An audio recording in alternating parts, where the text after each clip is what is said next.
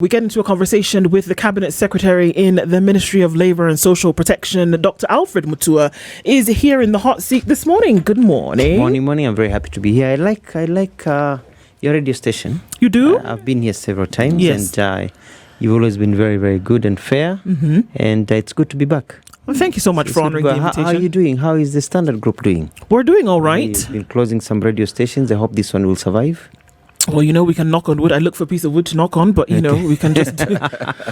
we do what we can every day, one conversation at a time. No, it is important. One song played at a time, and we keep it moving. And keep on moving, Isn't it? Yes. Well, karibu sana. Asante sana, it's good to be here. There's a lot to talk about. There's a lot to talk about. Yeah, it's a lot to share with the people of Kenya. Mm-hmm. Kenya is a country in movement. Yes, it is. It's one of the best countries in the world. I've lived overseas. I've traveled to many countries, and we are very lucky. Indeed. We have a country where many people don't realize that God really loves us. Even from the weather, the landscape, the opportunity, the process, the democracy, the democratic process that we have in this country, the economic process that we are going through, and so it's a very vibrant and I'm very, very proud to be Kenyan. I started that program of Najivunia Kuwa Mkenya. I remember that. Yeah, because there's no other country. And, at the end of the day, when you criticize your own country, the foreigner stands aside looking at you. That's very true. And you think you're actually uplifting yourself. I see Kenyans, they are basically simplistic, idiots, if we call that, who go to other places and talk ill. It's like you go to your neighbor's house and start talking ill about your mother. The neighbor will be saying, oh, okay. So but then in the back of their mind, they'll be thinking, this is such a foolish person. You know what I mean? That's you should go to your mother and sort out the problems, but you don't go running to strangers to criticize your own mother, because at the end of the day, you're Kenyan. And you see, people don't realize when you go out there, you're shouting about Kenya, you're insulting Kenyans to foreigners, they look at you, they don't know political parties, they don't know tribes, they don't know anything. They just know the country. They don't know Kenya. This is interesting that you say that. Watu, iko shida. They don't see it, there's a problem here. They see all of you have a problem. So we must learn to deal with that. It's interesting and that our democratic process is so good. It's interesting that you start with that because we want to welcome you. Let's welcome you officially, because it seems as though some of the things that you're saying point to the conversation that we'll be having in a short bit. Yes. And we'll open that up just some. We'll welcome you with today's proverb. Thank you. Dennis will tell you where it's from. Yes. And then you can interpret that for us. Yeah. So the proverb of the day today comes from the country that is Tunisia, whose capital is Tunis. And the official language is Arabic, but French as well is widely used in that country. They have a population of around 12 million people. And the ancient Carthage, just one of the historical facts about Tunisia. The ancient Carthage, one, is a powerful city-state, now a famous archaeological site in the area, as well as Tunisia is home to incredibly well-preserved Roman ruins like the Duga and El Jem amphitheater. I know you've traveled a lot, perhaps. And one of the things that next time you go to Tunisia, you must experience is their souks, their markets. Just go experience in terms of their jewelry. And that's where we got to, when they say souks, that's where we got the word soko. Soko, yes. Yeah, because it's Arabic, souk is soko. Yes. And our proverb for the day, a liar's rope is short, a truth's rope is long. What would you make of that? It's very true, because you see, time catches up with you. And I always give the example of there are people who are armchair revolutionaries who have never actually done anything, but they're very ready to criticize and tell you how to do things. And the truth eventually comes out. Yep. There's a man called Hislop Ipu.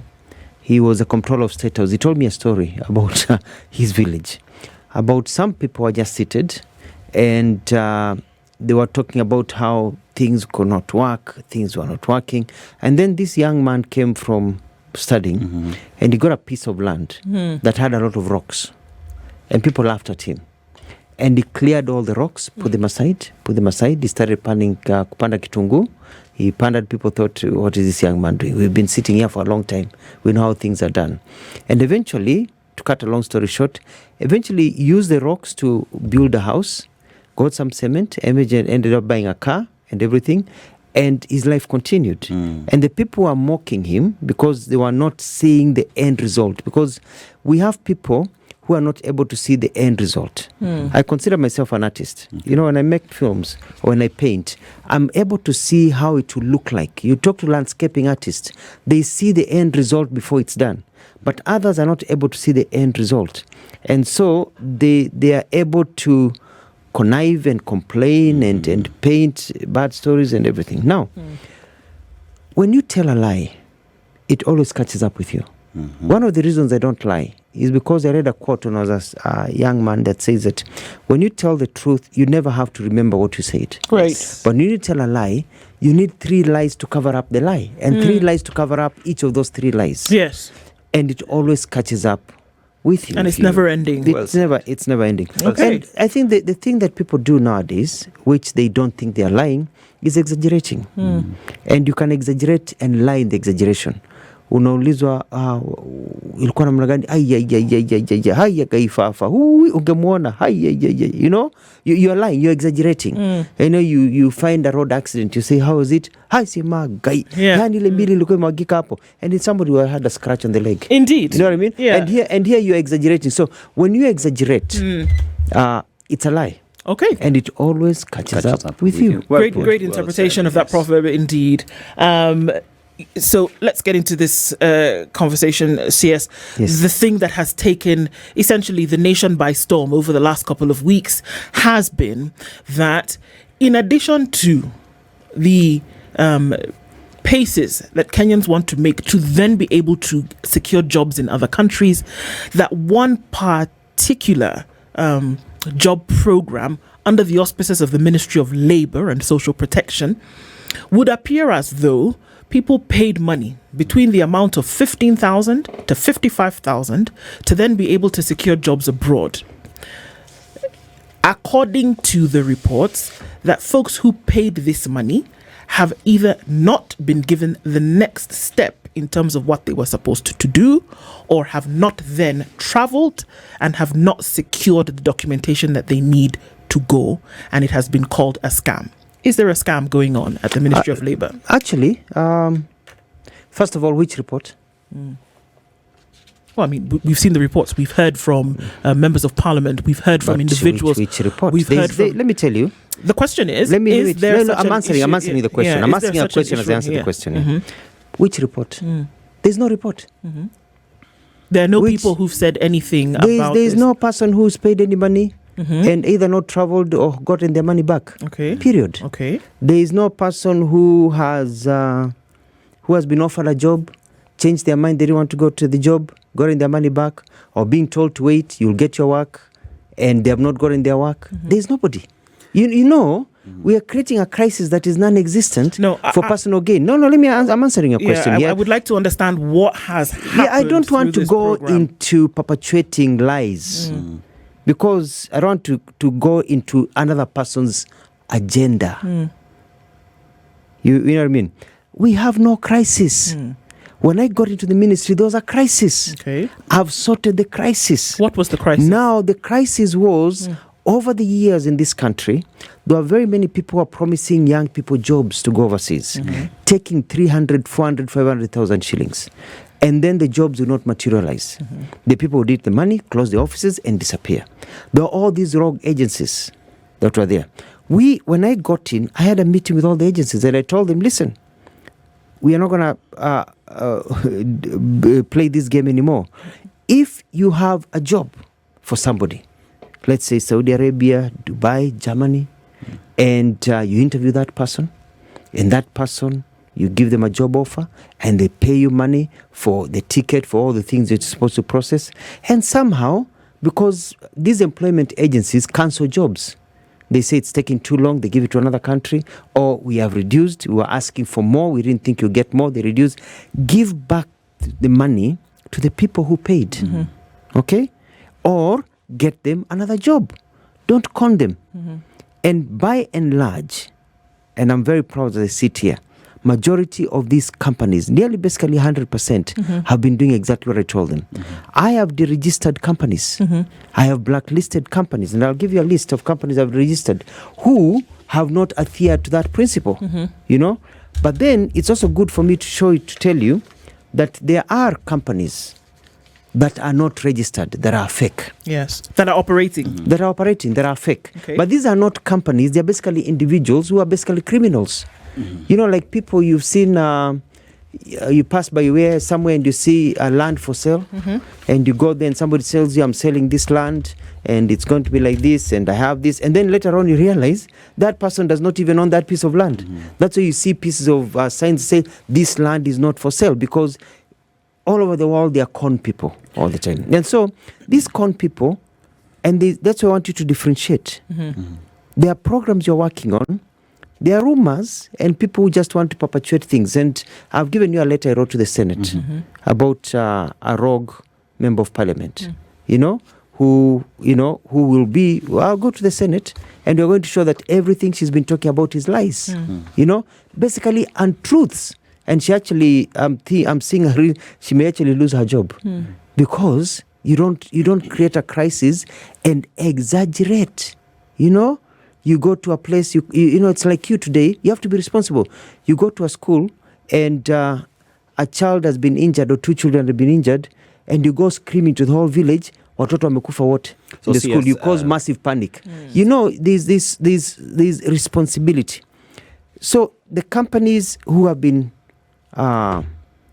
faking and doing the bad things, I'm dealing with them. But then I have a message to Kenyans. And I think this is very important. We have people in this country, like there are in many countries, who are basically taking advantage of young people. These people are not registered with the government. This is somebody who wakes up in the morning, decides to call themselves the spice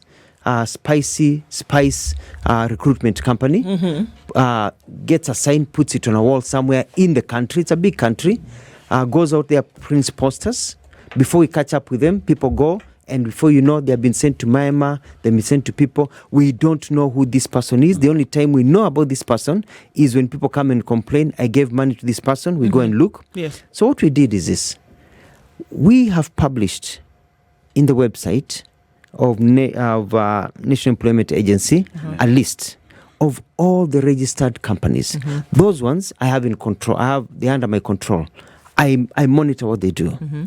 We also even have a toll-free number, 0800 222 223. 0800 222 223. Before you give your money to anybody, call that number. Check the website. Is this person registered? We even have a list of people who've been blacklisted. Is this person blacklisted? If that person's company is not there, if that person tells you send me money on M-Pesa, you should be paying bank accounts, registered bank accounts, where we can actually go to a bank and there is a company that opened. And this way, when you open a bank account, you have to open the bank account with a registration certificate. Right. So that you do your due diligence so that you're not conned. Okay. So it is very important to note that since I got in, we have reduced the scams that have been going on. The programs that have been proceeding very well are proceeding very well. Some people have been quite impatient. Maybe the communication hasn't been very clear. Once people realize, it's actually not what we thought, they're very happy with it. Okay. Let me give you an example. We got the the Qatar government to open up opportunities for us. Before they had opened some, but now they're opening more opportunities for us. We got them, they came here, they got an agency. We hired people, 3,000 people were basically hired. Absorbed in the system. Not absorbed, hired, told, okay, you are fit, we'll give you an offer letter. So they went back, they sent us offer letters for the first batch. They said, we want to hire over a period of 2 years. Okay. Because we're hiring for construction, hotels are being built, so they want to hire in advance. It's basically called HR management. So they hired people, some people who they needed immediately, they traveled. Everything was done very quickly. They traveled. The second batch has been traveling bit by bit. They say, okay, in this month we want 50 drivers. Next month we want 20 waiters. Hold on to the nurses. The hospital is still being built. So slowly by slowly. So for the last 6 months, people have been traveling, and people will continue traveling for the next 6-7 months. So we told people, this is a long-term program. You've paid your money, you've done your medical, you've done your processing. When they sent us the offer letter, we'll call you, this is the offer letter, you go. you can keep on checking the stage of the offer letter. If the offer letter does not come on time and you feel that you want to do somewhere else, come back and get your refund. Okay. You see, that's not a scam. Okay. Because you've actually been given options. Because you can decide to go somewhere and then you meet the love of your life. Now see, and you decide, no, I'm not traveling anymore. You get back your money and your life continues. So now, see, as issues that have been raised, I'll just go straight into it. Senator Orwoba has raised the issues to do with individuals who have been conned, and these are the same people. Fake. She's as fake as they come. Okay. Fake. These are individuals who equally appeared before the Senate and narrated their ordeals on what happened. I ask you, yes. What are the issues surrounding what Senator Orwoba is saying? And based on investigations and claiming that it is fake, have you sat with these Kenyans to find out where the problem is? And why would you say it's fake? It's fake because it never happened. You see, let me tell you, I'm not going to get it drawn into he said, she said game. I ran this ministry. Yes. People paid money. The jobs not materialized. They were refunded. The ones who did not want to be refunded said, give me another job. They were given another job. Some have even traveled. The others who said, okay, don't give me the job, money back, but get me another job, I'll wait. And that's it. By the time she comes and starts talking about people have been conned, everything, people had been refunded. And I'll prove that in the Senate. By the time she's asking the questions, people had been refunded. So I'm not going to... let me tell you one thing. I learned a long time ago that, we all look like some animals. Somebody can look at you and say you are shaped like a gazelle, you are shaped like this, you are shaped like this. And there's an animal called the pig. The pig loves siwas and takataka. And I learned a long time ago, even from Mwai Kibaki, that if you wrestle with a pig, you'll get dirty, but the pig loves it because that's the environment of the pig. So I have always decided in my life that I don't engage in talking about people in the media, people especially who are lying and exaggerating and trying to cause a crisis. We deal with them officially. That's okay. But let's look at the issues, and I think it's important for us to do that. I don't want to give me issues. I understand, but I need to ask you a question that have been manufactured by other people. That's fine. I'm not going to play in that pigsty. With all due respect, we keep going back to the pigsty, and we should refrain from that for a minute while we look at the issue here. Let's because talk about you did mention. Ask me. Hold on. Allow me to ask the question. Allow me to ask you the question. Can I ask you something before you ask? Ask me questions where I can enlighten Kenyans. This is what I want about to do. How we want to develop the industry, what they need to do, how to get opportunities, and all that. Not to be caught in this pigsty manenos that are not taking Kenyans anywhere. It is understood, but it is important for people to understand what happened for two things. Number one, so that they don't get caught up in a dragnet again. Exactly. And number two, that they have the vital information that they need. Yes. So the question here is, you mentioned that people who paid money and for some reason didn't get the job asked for their money back. My question is, what happened between them paying money and them not getting a job? Are you able to explain that? Yes, that what happened in that instance? What happens, and this is now, we can talk about the industry. What happens in the industry is this. You get an order from a company, and the order says, give us 5,000 people. Unfortunately, the Kenyan system of processing is a bit slower than some countries. We are competing with Ethiopia, we're competing with Uganda, we're competing with the Philippines, with other places. So they want to fill a 5,000 quota. So as they fill the quota, they realize that other countries are responding faster than we are responding. Why? Because of economics. Our people at times don't have the money, they're not paying on time to get the visas processed and everything. So those jobs are given to other people, and you're told, you wait, we'll open up more slots. Okay. So at times jobs have been lost because of our speed of the way we process things. Other companies just decide, for example, they're not, what they are recruiting for has not come through. For example, there's massive construction going on in the Middle East, and they have targets. They say, okay, we are opening this brand new hotel, and we want drivers, and we want hostesses, we want waitresses. We want them now, because the hotel is opening in May. Come April, you've recruited all these people, they tell you, the contractor has a problem the hotel will open in August, not in May. So we have to delay the intake. But please don't, you know what I mean? Don't cancel, we'll do in August. So people are told the hotel is defined, it's in August. So it takes time. So that happens all the time. Is this information communicated to Kenyans who've made this payment? It is communicated. I think what has been happening, and this is where now I have to tighten the screw and improve the system, is that the communication system has not been very good. I told Senate yesterday, I'm going to write new regulations which will make sure that there's a time limit and there's a system that is predictable, so that once you pay your money, there are updates all the time, that come to us as government, but also go to the people you've taken money from or you've told that you're going to get jobs for. Okay. And then ikiumana kabisa, you tell people, I'm sorry, I tried, this job not come through, can I move you to another job somewhere else? Or I'm sorry, I'm folding. There's no, but you give people what makes me really unhappy is when you find people who are struggling with nothing. They sell their land, they sell their property, they borrow money, and they give to this person, and this person just takes the money and vanishes. That is terrible. But you see, the good thing is that the numbers have really gone down. We've put the pressure. I've made the DCI. I have a list here for you of 153 people and companies which have been operating and they're not registered, who are under investigation and got their files. And I'll be talking to the DPP because I want some of these people to go to jail. Okay. I want some of these people to suffer. Sorry, okay. Because they have been calling people. You mentioned the slow speed of response. For example, a construction company is building a big hotel in Sharjah, whatever the case may be, and they need Kenyans. They come through your office. And they know that there's already that agreement between the two countries. They never come through my office. Whatever process they use, is just by way of example. Yes. Whatever process they use, has that slow speed of response, which by your own admission is a problem, then been dealt with? Because obviously you can see the problems that it causes on this side.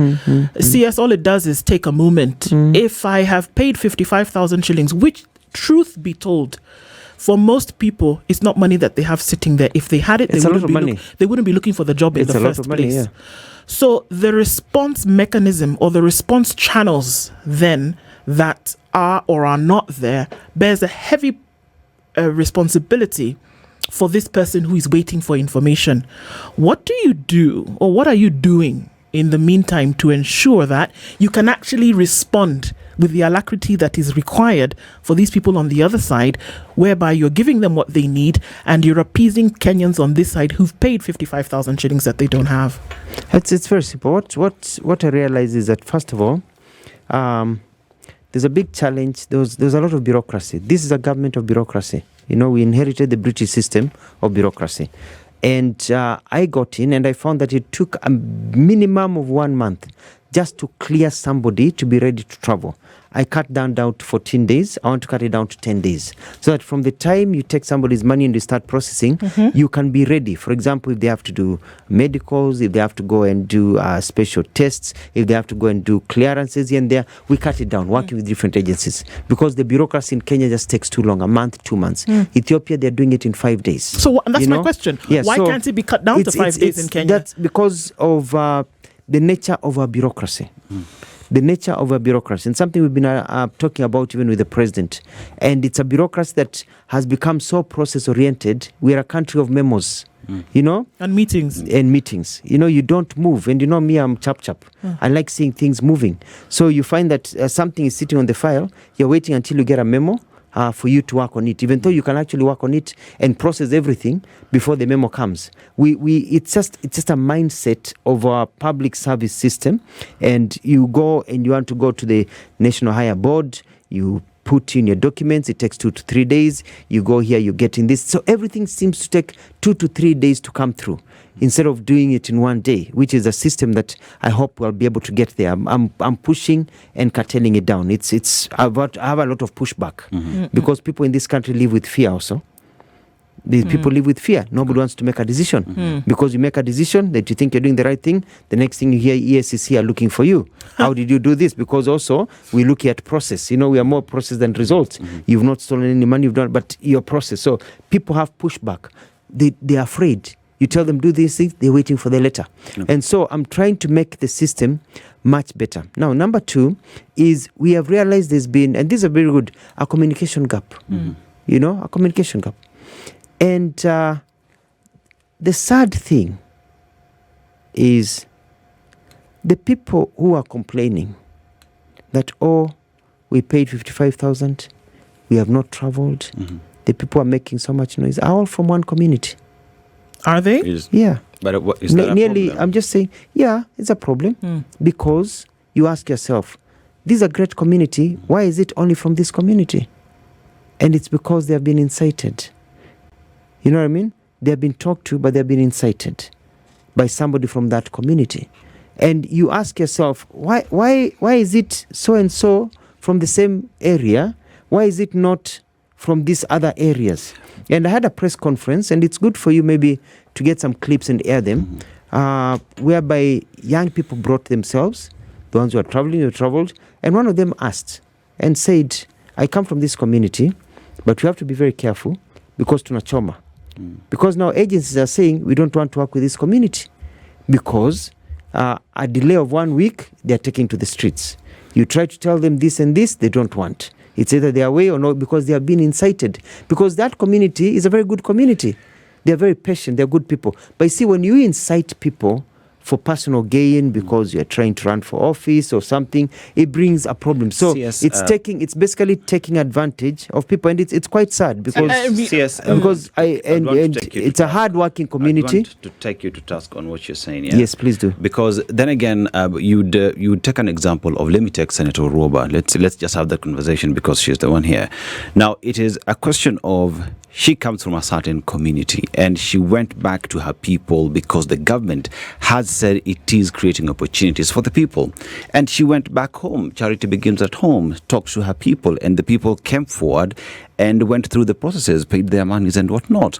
And if at all the jobs that you say something happened and they are not able to travel, how many of these people that you're talking about paid the monies? How many have been refunded? And those that have not been refunded, what is the process in terms of making sure they travel? If you have the numbers, because it is your ministry that is the custodian. Let me give you an answer in 2 parts. Answer number 1 is that this senator is not the only person really cares about her community by herself. She does, and that's a very good thing. Yes. I have the member of parliament for Molo, I have the member of parliament for Baringo Yakati, I have the member of parliament for Kilifi, I have the member of parliament for I have all the members and senators from all over this country are doing the same thing. You know, they're doing the same thing. Yeah. They're coming to my offices, they are going to agencies. I have people lining up all the time. All these members of parliament are doing the same thing. So why would she have They're lining up the problems, you know what I mean? And they are all in the same bandwagon.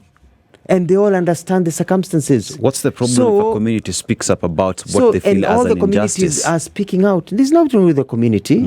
I'm telling you, the community doesn't have a problem. All these MPs also are in the same bandwagon. You're not seeing them here making accusations. You're not seeing them running around on social media. They are not. Because they are stable. They are stable. They are stable. Why we insist on this process is that there of process of asking these questions and understanding these things, yes, is that there are many Kenyans who have either spent money, who have borrowed money to travel, or those who are thinking about it and would need an understanding of exactly what happens. Now, this 15 to 55,000 shillings that folks pay by your own admission, what is this money actually for in terms of facilitation? What does it do? You see, they're different. You know, one of the things that I've been doing is that once I got into the government, I realized into this ministry that people are being charged so much money for processing, because you find that, for example, you're paying for medical, you're paying for your ticket, you're paying for what is called a service fee to pay the HR company on the other side that has given you the work, you are paying for attestation of documents, you're paying for the visa, and so it accumulates to 250,000. Okay. So I figured, I said, how can I negotiate such that companies in some countries can provide some of these amenities? For example, you go to Qatar and some of the companies say, okay, we'll provide the ticket. We'll provide this, and this. Accommodation will provide this. I will provide a free visa. So the rest of the costs, for example, where you need to do a medical, you need to have what they are requesting for a guarantee amount of money that needs to be put down, blah, blah, is the one that now is quantified to that maximum amount of money that you need to ask. Because if somebody is giving you a job, they are not going to pay for your medical. What if you fail?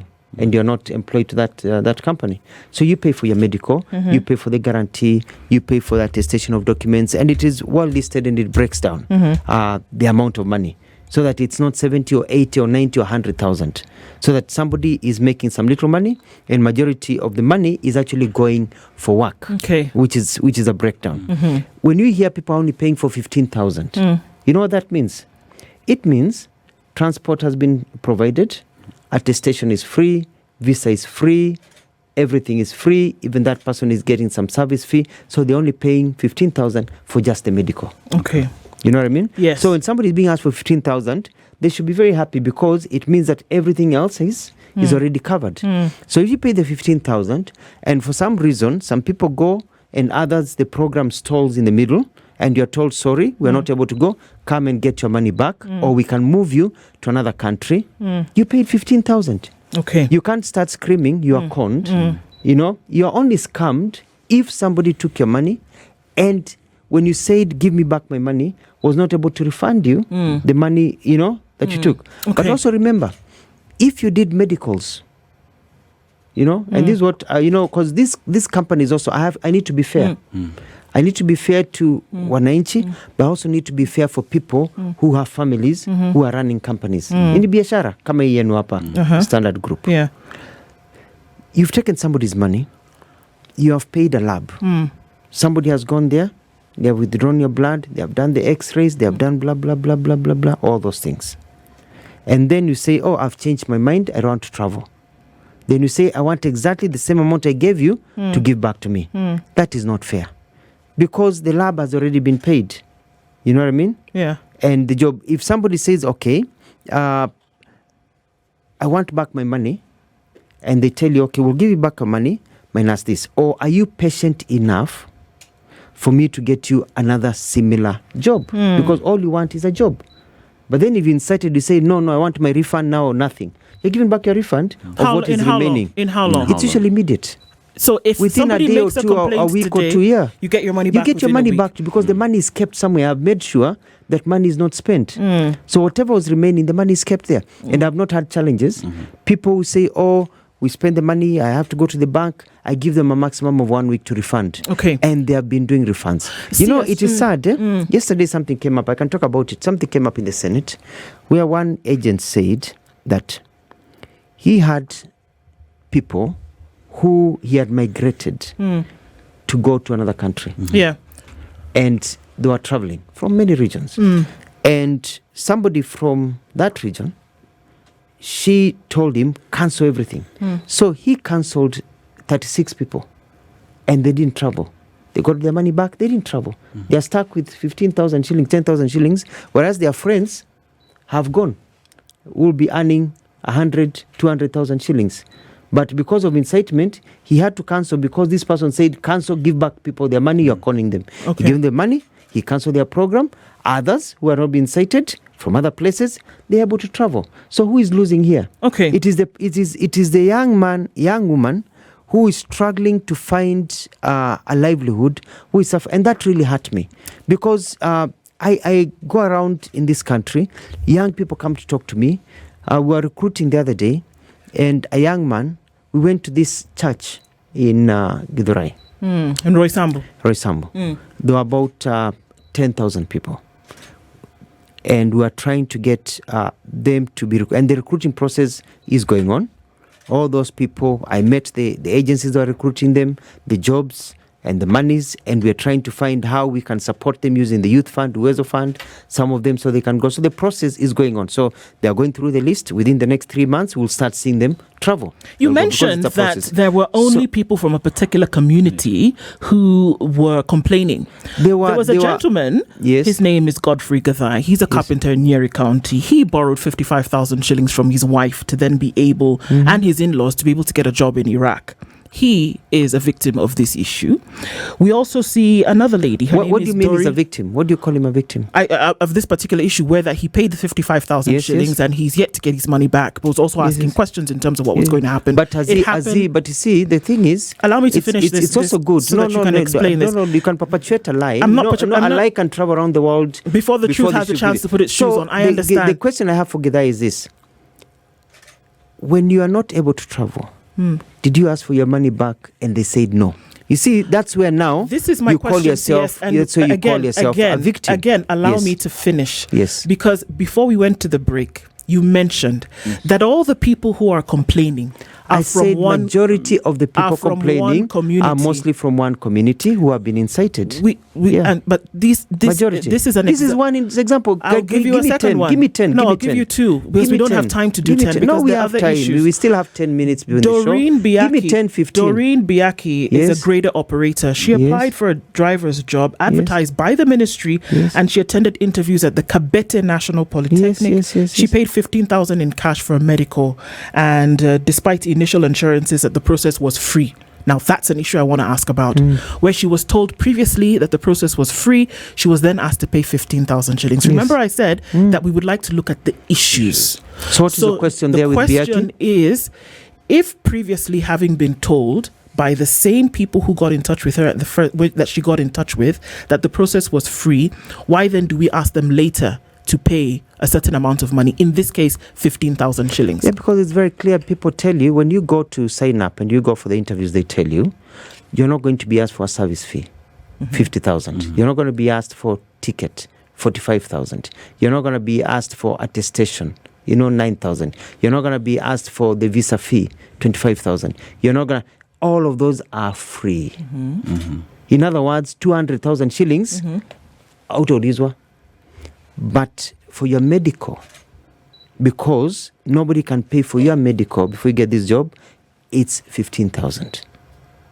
And most people say, yes, I'm saving 200,000, and thank you very much for going out of your way to find me a job whereby I don't have to go and sell my piece of land to get the opportunity.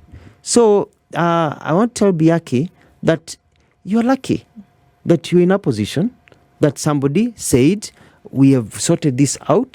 We are not going to ask you for these hundreds of thousands of shillings. 15,000, you do your medical. And let me ask you, why is it 15,000? Because these nations, they have designated special places where people go and do their medicals. They want the x-rays done, they want the blood test done, they want for these diseases, for drug testing, and that's a cost that is there. So the agent is not making any money. There's no money coming to the agent or anybody. This is money you're actually paying, and even some of them were not even giving the money. Some of them were going and paying directly to the lab to get their tests. And that's just how it works.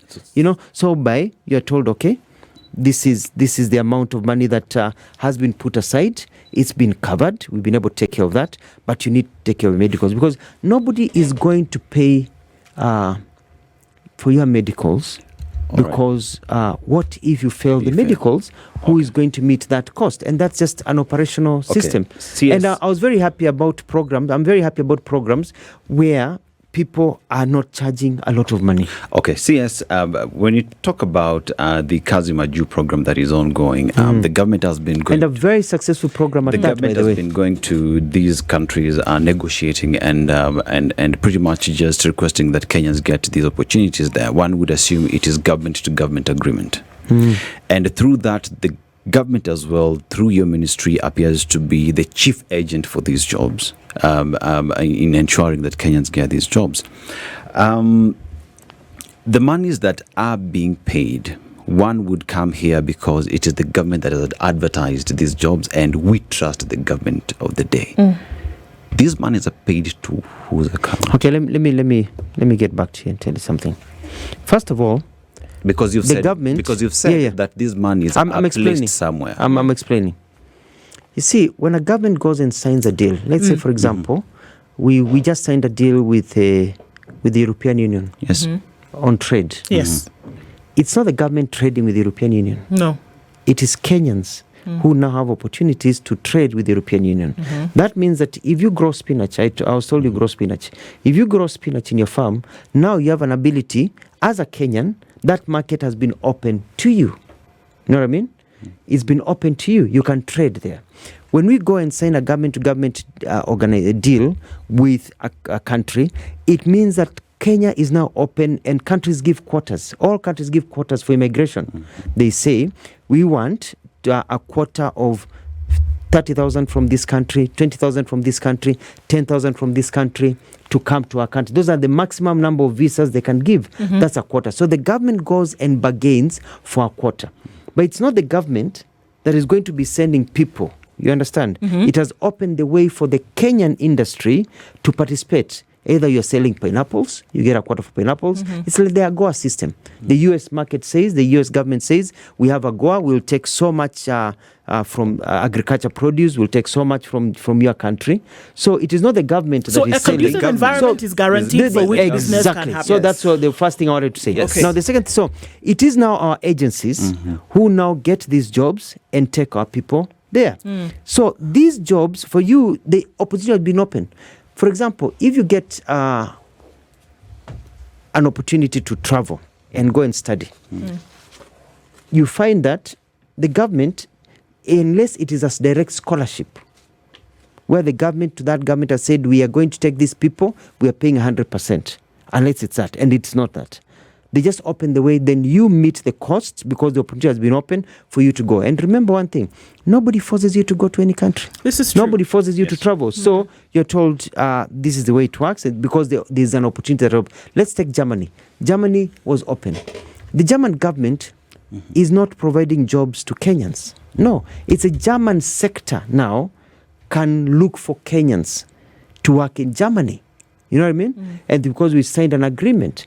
Whereas now Kenya becomes a place of choice. So you get agencies who go, talk to other agencies, get the opportunities because they know now a Kenyan will get a visa and an opportunity to be mobile and go to Germany. So then one of the roles of the ministry is to ensure, for example, that all of these agencies that are operating to recruit Kenyans to go for these jobs under which this agreement has been made. First of all, are registered. They're registered and that they're operating according to the law. Yes. And that they're operating according to the requirements of NEA, which is the National Employment Authority, and all of these things happen in tandem, and that you essentially are fishing out rogue agents who don't operate, right? And that's what I've been doing. And would the role also include, by the ministry, sharing all the... You see this information that you've told us about? It used to be 200,000 shillings. It no longer is. That upfront, you know that if you're paying 15,000 shillings, it's on a piece of paper. If I were to apply to a university in England, for example,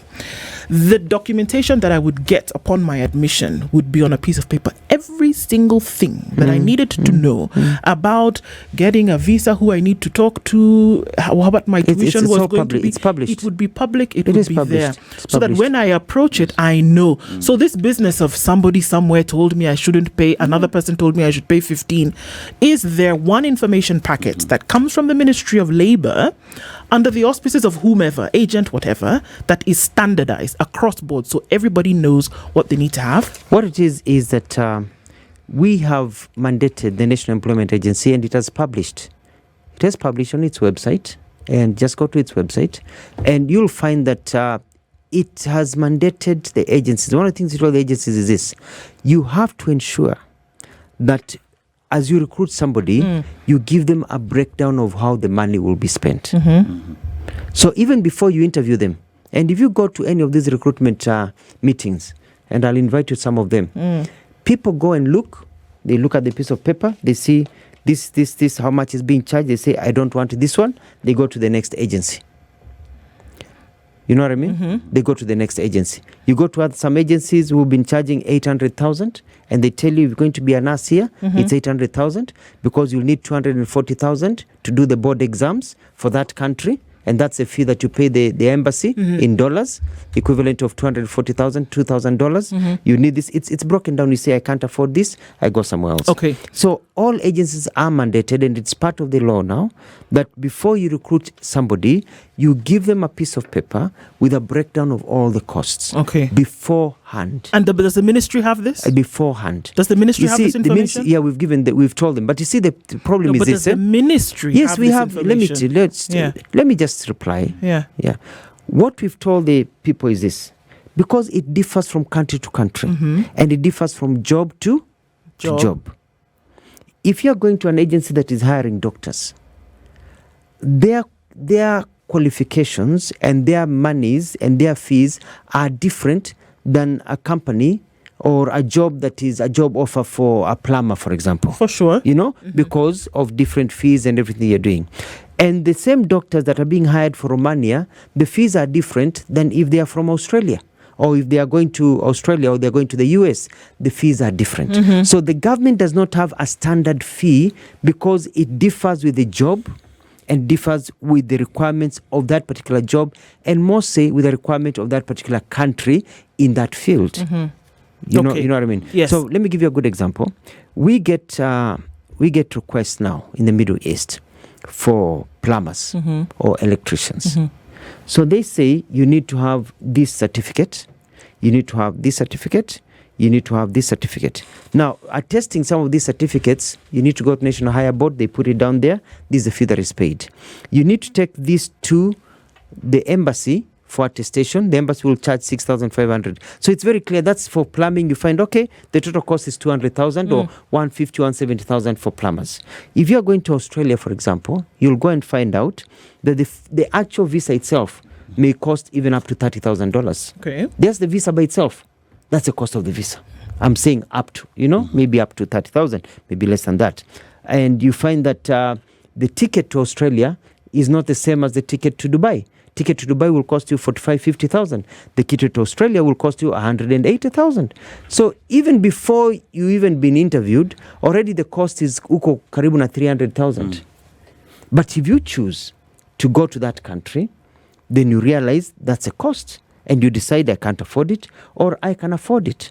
Because also some of these places that are charging the high fees where you go to Australia, you may find that you've paid 800,000 or $1,000,000 shillings to get to Australia, but your take home will be 600,000 a month. If you take a loan, you can pay that off in 2 months or 3 months. You know what I mean? Yeah. So it depends also on your salary, what you're going to do and how it is. So the government itself does not have set figures that are fixed, because that would be a lie, because they change and they're different for every company, for every country, and what I have said and I've told people is that we have to lower down, and I've told NEA, scrutinize when people are being hired and ask them, what is this for? What is this for? Why are you giving yourself a service fee of 50,000? Yeah. Yourself 100,000 shillings. When it comes to the fees that Kenyans are asked to pay, whether it is by agencies or whoever but direct, that we see the reality that the reason why people are looking for these jobs is that they don't have this money in the first place. They're looking for greener pastures. So in most cases, they beg, borrow this money, get it from wherever they can. Now, in the event that, with what you've mentioned about it's possible poor communication, or that, Kenya's bureaucracy is just from here to the roof, and that you cannot get people to these jobs with the requirements in good time, that they get nervous. If somebody has paid 55,000 shillings CS and a week, even 5,000 shillings, And I'm even talking about a week, but 5 minutes later, you've not given them the kind of communication or correspondence that's required. Folks start to get anxious. So now if it's 2-3 weeks down the line and they don't know what's happening, and that's it, they do not know. We can color it whatever we want to say, but they do not know what is happening. They will get very nervous. So number one, when they pay this money, this one that we're talking about, for which you went to Senate, for which you went to Roysambu to recruit people, this money that they pay, where does it go? Yes. Where does it sit? And in order for you to say that when they ask for a refund, it comes back immediately, where is it coming from? It is, for example, you see, you deal with a registered agency, which is a job, which is also a company. And you pay, let me give you an example. You pay school fees for your child for school. Or let me give you a better example actually, real estate. You've been told tunajenga nyumba hapa, ziko hivi. You pay money. The money goes to the account of the company that is selling you that property. Okay. So that when that property is not built, it is up to the company to pay you back. And the courts have been very clear. The company pays you back. So it is not the work of government to keep people's money. It is the company that is registered under the rules and regulations, registered not only by us in the ministry, but also by the registrar of companies. That adheres to the rules and regulations of companies. You take people's money, you don't provide the service, you give back their money. Okay. Standard operating procedure. It's like you enter into a contract, you meet the contract, or you do whatever needs to be done to settle the contract. So the money is kept by the agencies. So we have told the agencies, keep the money, don't spend the money. Even if you spend the money, we don't care. We just want the money given back to the people Immediately. And I've been quite upfront about that. Some agencies say, okay, give us 1 week. We have to go to the bank. We had moved the money into a certain account. We had already paid. We are waiting for the refund to come back from overseas because we are cancelling. So, okay, 1 week. And I can assure you, basically, I'm dealing with a success rate of over 90%. Okay. So when I talk about a crisis that used to be there, people disappearing, people now are very scared because I'm very tough. I don't want to know. Okay. I don't want to know that you've taken somebody's money, you promised them a job, it didn't work out. You should be able to give back their money. But the problem is, and here you are absolutely right. You're absolutely right. And it's a lesson we've learned. The communication process has been poor. It's an area that I did not get into. I did not realize there's such a big problem in communication, but it has come to my attention. And so that's why I've said I'm not going to leave it just to the agencies to communicate at will. I'm going to decide and tell them, with my officers, how to communicate with a timeline of communication so that it will bring down the anxiety. So that if you've given somebody your money, it's not working, you're supposed to get a regular, communication every 2 weeks or every 3 weeks of this nature, in this format, not somebody calling you by phone that you cannot quantify. I want a written explanation, either an SMS, an email, or something that is quantifiable, so that when you say nobody talked to me, there's evidence that you actually talked to and you responded. See, as you've mentioned about when these opportunities come through, one is expected to pay for medical, which we understand. But then again, there are those who are asking for more than the 15,000, others asking for 55,000. Is there a possibility for your office to come up with a requirement that all that a job seeker would have to pay is for their medicals, and after which the job has been guaranteed, everything has been guaranteed, the pipeline is ongoing, then they can pay the additional money because the job is guaranteed, tickets are here, you're going on a certain date? Is there a possibility for you to come with that directive? What usually happens is this, we've already given directive. The way it works is that you don't do your medicals before you get your offer letter. Okay? You don't do your medicals before you get your offer letter. Some, because the offer letters were promised and they are coming, and you want to move the pipeline, you do your medical as you wait for your offer letter, especially if you've been interviewed and been told you've passed. We had a challenge a little bit with some of the jobs that people had gotten, because I heard about the salary. The offer letter came back with a reduced salary. Different from what they had been told in the beginning. Different than what they had been told in the beginning. And I said no. I said we're not giving these offer letters. I told the agency, write back to the employer and tell them, even the government of Kenya said, our people are not slaves. They can't work for peanuts. Why go to work for, you can raise more money in Kenya? And so that also gave a lag of another 4 months as we negotiated. And it's me pushing to negotiate, because I want Kenyans to have good money when they travel, because you're leaving your wife, you're leaving your husband, you're leaving your children, or if not married, you're leaving your father, your mother, your sibling, your environment, you're going to a different culture. It needs to also be worthwhile for you in terms of the remuneration that you're getting. So we negotiated, and it went back to its levels, to better levels that were acceptable to both us and the workers. Other people said, even if it's been increased, we don't want, just give us your money, get my money. let me conclude by saying, because my time is really rushed, is that this is a very good opportunity.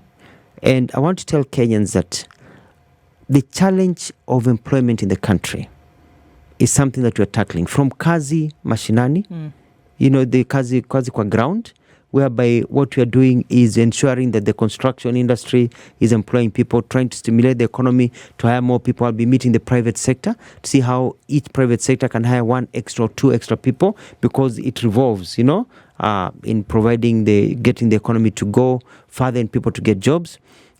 Kazi kwa mtandaoni, whereby young people, even as you wait for these jobs to materialize, you can actually go to the internet and make a lot of money. As you work, for companies when they are sleeping, you're working in Kenya. All these people with the ICT, and it has not been popularized. I'm going to go around the country with the ICT minister and his team to tell people how to empower young people, how to get those opportunities. And Kazi Baharini, whereby we've got so many jobs for cruise ships. We've got jobs for people to work on the sea, as working in ships for cargo and everything, whereby we are opening up those opportunities. And Kazi Maju, people going overseas for different jobs. Yeah. All these are opportunities that we're working hard, because I want people to be employed and to be able to go and work in a good place. All of these sectors have their own issues. And what we're doing as government is moderating, making sure that people are not being taken advantage of, people are not being conned, people are not being misled, so that people can be able to thrive and get a livelihood. What would you do better? And so what I am doing is ensuring the people of Kenya that I'm about to go around the country with more work. Okay. And to cover the issues of money, His Excellency the President has really guided us with this money is called Uwezo Fund, which is to Wezesha. And I'll work with the MPs, because with this Uwezo Fund, instead of even paying for the medical and everything, or paying for some of these, you maybe have to pay for your medical, but paying for these other fees for travel, that can be covered by Uwezo Fund. So that now you do your medical, you don't ask for any other cent. Then you get the Uwezo Fund loan. Okay? For the rest of the facilitation. For the self, and then you travel. So it doesn't matter who your father or mother is, how poor you are. If you can afford 5, 10, 15,000, you unachangia, unafanya medical, unapita, then the rest of it will be covered by government. You travel, government gives you that loan. It's government to you now. You get that loan, you travel, you have a standing order. Within 6 months, you pay about a quarter of your salary, half of your salary. And you can go there for 2-3 years. Is this still an idea in the minds of the ministry or for the president, or it's actually happening right now? I am implementing it together with the Ministry of MSCs. Yesterday, Uwezo Fund was able to transmit into an account for 220 people in this pilot project. My move is that within 2 weeks or 3 weeks, people will be traveling with this fund. Then we roll it out nationwide. Okay. It's a fund with quite a bit of money. The same with Youth Fund also, which has been giving people. So I have been spending sleepless nights myself trying to think of how I can get majority of my young brothers and sisters opportunities to go overseas. I grew up very poor. I know the pains of sleeping hungry. I know the pains of looking for even 10 shillings. I know how poverty bites. So you would understand what it would look like if that money went missing from somebody. That is why I get frustrated when I see people lying and making a crisis out of something that we are not even sleeping, working so hard to ensure that justice is done and pushing for the rights of people so that more people can get opportunities. And I know we come from a country that is very big on activism, but we can activist ourselves to failure, So I think it's a right of every person to question. It's a right for every person to want to get information. It's a right of every person to doubt. But also, let us modulate, because you're looking for work. And if somebody has not given you your money, please report to me, report to us, report to the DCI. I'm going to make sure you get back your money. So how would you do things differently? Okay. You talk about... For me, it is the issue of communication. Allow me to finish the question. Because now you speak about different areas where, job opportunities lie. And now we've looked at a situation where it could have turned uglier than it already is. Because public perception, whether it is true or not, is still public perception. And that is what rests in the minds of many people.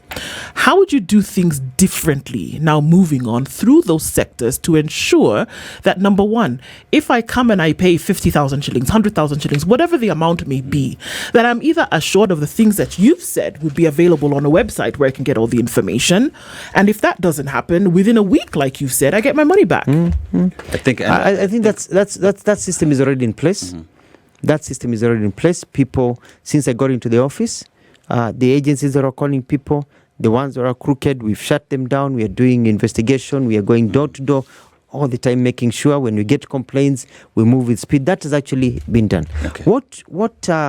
Even when you talk about perception, I'm telling you, I get so many messages every day from my phone in the office of young people. And actually, even when this whole manufactured crisis has been going around, I've had so many people tell me, Mutua, just forget those people. Can you come to our village and give us jobs? You know, I was at the airport the other day, going to a certain town. I met this gentleman, said, my people are asking me, Mutua, because I can meet you to tell you. I was walking in the streets of Nairobi the other day. I met some young people. Mutua, hizi kazi wachana hiyo kelele, si tunataka kazi.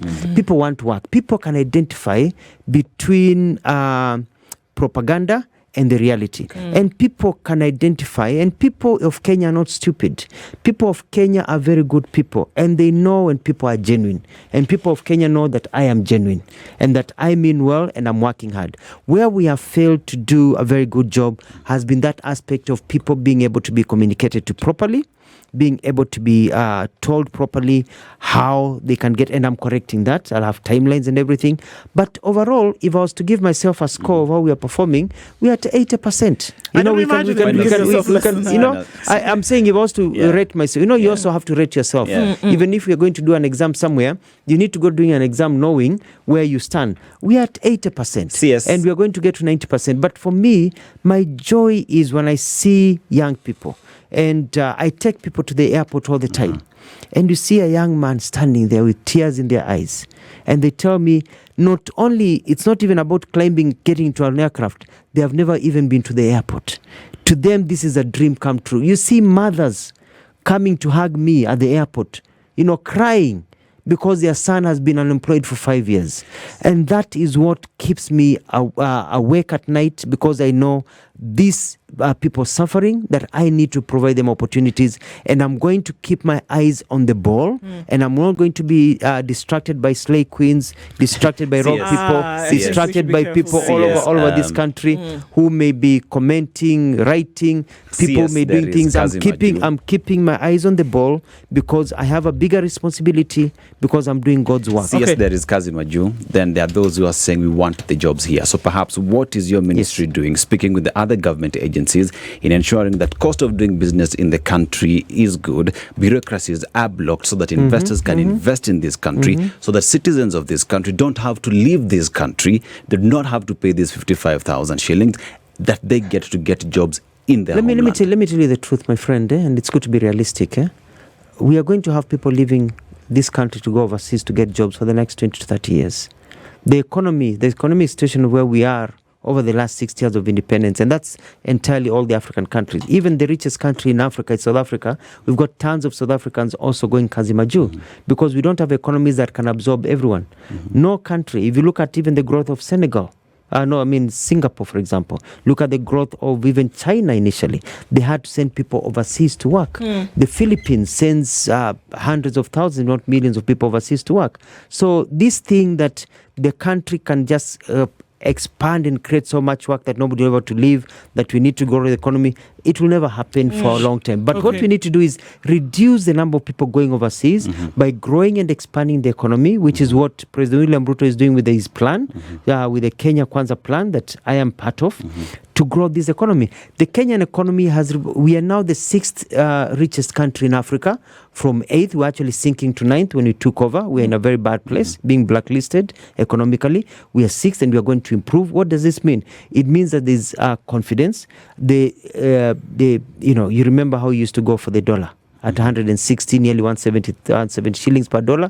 Now it's 125, 120, 128, coming down. We hope it can come down to 120. Means our trade. Talk to our farmers. People, may say, oh, this and this, but talk to our farmers, our agriculture sector. It has revamped with the subsidized fertilizer and the growth and everything that is going on. So it's only been 2 years since we took over. We've been putting systems in place. Things are cooking, and now we'll be able to serve our food. I got to ask you a question. In 4 years' time, ask us, what did we do in the last 5 years? Let me ask you about one thing that you did in the last 2 years, is that for some reason you constructed a house at the coast. No, I wasn't really sure about what that was about. I've not constructed a house myself. Or you somebody spent some money to refurbish or to rehabilitate a home, and the statement came from you that you wanted people to be able to come to this house and then acclimatize to the climate that they would then experience. You mean the Saudi house? The Saudi house. You constructed it? Yes, spent some money to build the house. It was actually funded by the International Labour Organization, right? Which has been trying to sort out issues. What we realized. What was the idea behind that? The idea is this. I realize there's a problem in the housemaid sector, and this is because people who are going out to work at housemaids were not prepared for that culture. So you hire somebody from Kadhonzweni or from Mwala, Masi, where I was born, or from any part of this country, and they have never seen a microwave in their life. Because first of all, they're coming from the village, they don't have electricity, or they have electricity, they don't have a microwave. They have never worked with a fridge. They have never seen a washing machine, whereby they have never known that a machine can wash clothes. They think wash na kuanika, that there's a dryer, there's a washing machine. They have never used a gas cooker. They have used a gas cooker, they've never used the other one. You know what I mean? Yeah. They have never used a vacuum machine because they have never had carpets in their house or a vacuum machine. So you hire people and you send them overseas to these countries, and they get into a cultural crisis. They start putting spoons or metals in a microwave, it explodes. They start putting shoes or other items into a washer, it ruins the washer. You know what I mean? They don't know what to do. So we thought it is very unfair, it is quite unfair to send our young people unprepared for failure. And there's nothing as important as actually getting to do practicals, You have to do practicals. So the Saudi house is supposed to give practicals. The agencies are supposed to have their houses, but we realized we needed to have a sample for them to see what we meant, because we've been telling them, have a house that looks like this, have this, then you go like and a see. Model show and house and then it's lost in translation.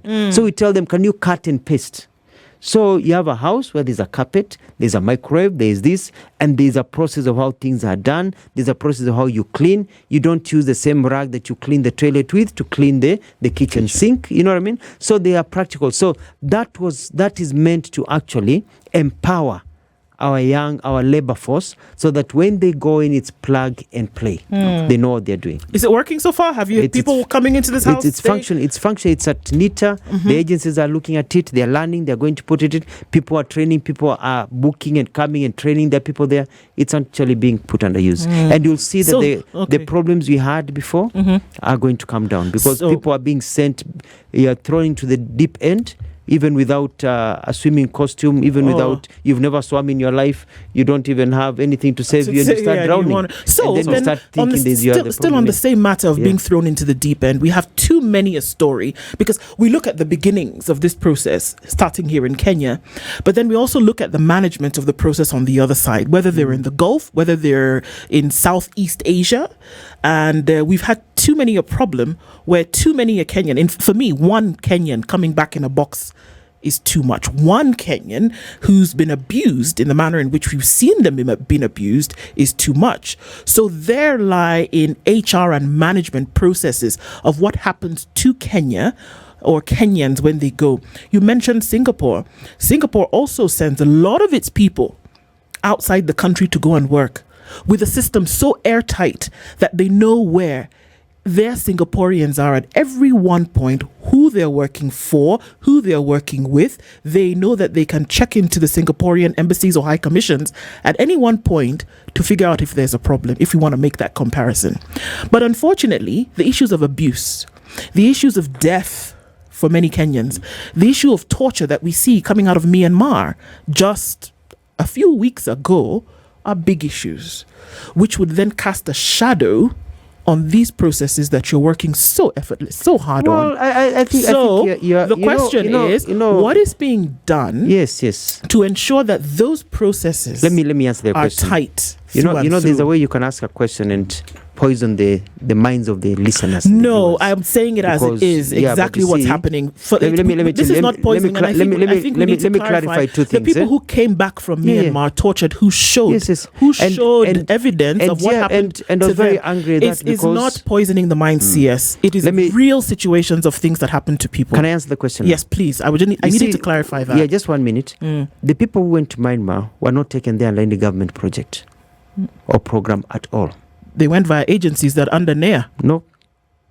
Not a single one went under an agency that is under NAIR. How did they go? With which They agencies? went Operating in by Kenya? fake people, by going through the internet and seeing published jobs through the internet. They did not go with an employment visa. They went with tourist visas as tourists to Thailand, not even Myanmar. They are con artists who are going around conning people. And most of them, and I talked to the victims, and they saw the jobs online. There's one who was sitting. They saw the jobs online, what you're saying. and the agencies that were taking them, some of them were actually travel agencies, not recruitment agencies that we don't even know about. We don't have their records. We don't know who they are. And so these people actually, they were taken advantage of, by scrupulous Kenyans, unscrupulous Kenyans. Who, people are just crooks, basically. Took our people to slavery. Nothing to do with the government. And it is not only Kenyans themselves. It's happening all over the African continent. Yes. I'm hearing the same stories when I go talk to my colleagues from the African continent, even from Asian countries. When you ask them who they were serving with, they were serving with people from Europe and other places, as slaves in those places. So it's not just a Kenyan problem, or a Kenyan government problem. It is us now to do due diligence. Call 0800 222 223. 0800 222 before you give your money or agree to any job. So what does that do for you to ensure that how you're going? So for me, it is aspect of communication. We need to empower Kenyans more to understand, so they're not conned or taken advantage of. I am quite bothered when I see Kenyans coming back. And dead or alive. No, Kenyans coming back dead. You come back alive, we can sort out other problems. Because you only live once. Yes. And if you go, you never come back. And you were born as a child, your mother took care of you. They didn't take care of you so you can go and die in a foreign land in a mysterious manner. It's an issue that has really troubled me for a long time. We're working on it. It's an issue that we're discussing in high echelons of government. But it's also good to let Kenyans know that according to the documents that I have, majority of the people who die and who come back, and most of them are girls, do not die in the household of where they were working. And it's important to note this. If they left here to work for Standard Media Group, they don't die at Standard Media Group. How do they die? There's an aspect called runaways, where people go work for Standard, and then after a few months they run away, maybe because of whatever was going on in the house or whatever, but they don't come back home. They get other quote-unquote illegal jobs where they work illegally in other sectors that are not. It's like you work in the crime syndicate area, and you see this happens all over the world. People go and work for an area because you're not supposed to employ somebody who did not recruit. So if somebody is employing you and they didn't recruit you, they're actually illegal. And then you find that your medical is tied to the person who hired you. So if Standard Media Group here where you work has given you a medical cover and you quit Standard, you run away from Standard Group and you go hide and working for another company, you get sick. What happens when you go to use that medical cover? You find it's cancelled because you don't work there. And because the cover in most of these countries is universal health care tied to that person, they only go to medical, the hospitals are basically, they don't have private hospitals, some of these countries. 99% are all government hospitals. You have to use that card. So if you go to use that card or you get sick and you go, and they realize you had run away from your employee, then you get arrested, you get treated, arrested, and deported. But because they don't want to be deported, because they're doing these illegal activities they're doing out there. That's how they fall prey. And they are misused, they are tortured, they are raped, and they die. Because they were able to move from their original job to these jobs. And they actually are persuaded to do so by fellow Kenyans. I had a call the other day from a lady who told me she lost her daughter in Kangundo, from Kangundo, in one of these countries. And I called around to help this lady and wanted to know what killed this girl. You know, the girl has lived there for 6 years. So when we followed up with the embassy, we found that the girl died in this mysterious, has not been working for the company she went to work for the last 6 years. She moved away from the household 6 years ago and has been working illegally. But the mother still thinks she's still working for that household. And the mother says, wameua msichana wangu. But the girl died in a very funny manner with some funny men somewhere, you know? So it becomes very difficult. So we have also an education that we have to give to our people about how to live in other countries and the do's and the don'ts. Is there due diligence that's done from government to government or from government to... I'm asking because, and like I gave the example, like we also often give with Singapore, that at some point with a network of high commissions and embassies around the world, that would you expect that a Kenyan is aware? I remember when I first came here, I had to register with my embassy, so they are aware that I'm here doing 1, 2, 3. But now if somebody goes to another country, are you saying that you can pinpoint those who may have been in the unfortunate position of death, for example? Can we pinpoint that all of them were in a job outside of what they originally left Kenya to do? We have been able to pinpoint the ones who died outside the work where they were. The others who have died actually in hospital. People get sick and die under good treatment under their workers. But quite a large percentage died away from that work they're doing. We are improving. I'm posting a new attaché to many new attachés to many countries. We're improving the system since I took over, because people need to know, to have a system whereby they can go and call for help. You know, we have the hotline, we have ways, and so that's why you see the numbers have gone down. They're not the way they used to be. Before we used to see it happen all the time. It's going down and going down and going down. And I'm encouraging people, please come home. I went to some of these countries and these young people don't want to come home. They say, oh, I need to build a house for my mother. I tell them, but the behavior you're doing is not right, you know, and money is not everything. I know we need to have a livelihood, but don't endanger yourself. There's so much, unaponyoka, one time itakuangukia. Yes, there's a feeling that the agencies that you say are rogue, Kenyans have reported these agencies to the DCI, but years on end there is no response to the concerns that they have raised. Feels as though it is the same government and the justice system that is eating and killing its own people. One of the challenges I've had since I got into this office is that hardly anybody has been prosecuted. Yeah. What are you doing? It's a big challenge. It's something that we are addressing. Brought up in cabinet. It's being addressed. Yeah. And the deputy president is going to chair a committee, which we are going to unlock all these issues. Why the DPP is not charging, why we can't charge ourselves. We used to have officers who can charge. What do we need to do? Is the DCI doing a shoddy work such that they don't have enough files, or the files are not strong enough for charging? You know what I mean? But because for me, I want to see people in jail, because we have to have people jailed, people fined, people, so that people know you don't do that. Yeah. And also give confidence to the people of Kenya. Give your last confidence to the people of Kenya in terms of hope. I want to tell people of Kenya that mbele iko sawa. That with Alfred Mutua, mbele iko sawa. We're going to have our ups and downs. We are cleaning the system. The motivation, the feeling, the desire, we are on the right path. It is not as bad as people are making it to be. There's usually a very good explanation of how some things go. It can be much, much better. And we are going to communicate better, and it's going to improve. So we're going to, don't fear. Don't let usiuziwe uoga, tutakuchunga. You know, usiuziwe uoga na mtu ati anakuzia uoga ati nini. And don't listen to people who are entitled. People who feel it is either their way or no way. And, you know, mbio za sakafuni uishie wapi? Ukingoni. ndio vile tunasema mbio za sakafuni huishia ukingoni. Na unajua kwamba kelele ya chura haiwezi fanya ng'ombe asikunywe maji. Mimi hii ng'ombe inaitwa Mutua itaangalia mahali inataka kufanya kazi. It will work. Keep my eyes on the ball. I'll not be distracted by noise because I will not be slowed down because my motivation is right and I want people to have a better livelihood. You only have one life and I'm going to do it with my chap spirit to ensure that you get that opportunity. Any problem, reach out to me. And I'm going to get some people locked up so people know we are quite serious.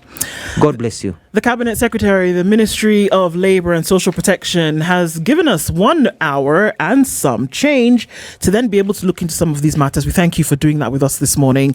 And of course... And I just have a request to make to you. Go. When somebody comes and makes allegations, there are thousands and thousands of people. There are all these people. Thousands. If you lined 1,000 people, they would fill this room. This boardroom I'm seeing here, you can't fit 1,000 people in this room. 1,000 people is a lot of people. If you say there are thousands, there are hundreds of thousands, they can fill the, can you ask them to give you the list of those 1,000 people? Can you also put them on the spot to, as a journalist, put them on the spot to qualify what they have actually said so they don't make just reckless statements? I think that because I think you keep going back to this. No, it's not only one person. I'm just saying anybody who comes to your show, who does come in and talk about thousands, should be asked thousands or hundreds or whatever. Ask them to give you evidence, give them a list or direct you, so that you also put them on the spot, so that you're not used as a vehicle to peddle propaganda. So you're also not taken advantage of to confuse people. When you are doing it at goodwill, you're trying to get good information to help the community, but somebody takes advantage of your goodwill to confuse and cause a crisis for their own means. So it's also good for you to also not to be used. Because as a journalist, I feel bad when I see you being played around like children. Because somebody's playing with your mind and I'm thinking, come on guys, you just need to ask one question. CS, what would be fantastic in this case is if Kenyans came and paid 55,000 shillings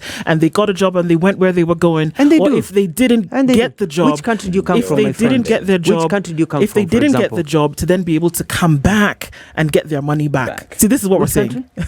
Sorry? Yeah? You come from Nigeria? Yes, I do. Oh my goodness, let's not even start, my friend. Thank you very much. Cabinet Secretary in the Ministry of Labour and Social Protection has been our guest this hour. This is the Situation Room, the only way to start your day.